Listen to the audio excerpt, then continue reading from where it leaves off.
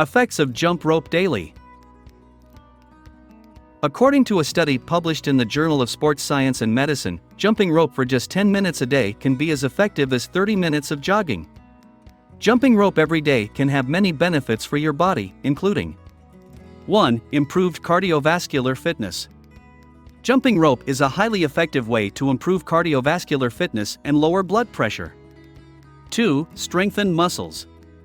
Jumping rope strengthens muscles all over your body, including those that support tendons, ligaments, and joints. 3. Increased agility and speed. Jumping rope on the balls of your feet can make neuromuscular adjustments to keep you balanced, making you lighter on your feet.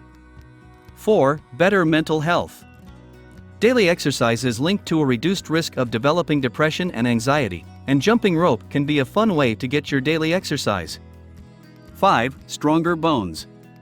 When you exercise, you cause stress to your bones through impact, and this stress makes the bones react and adapt, changing to increase their density and become stronger.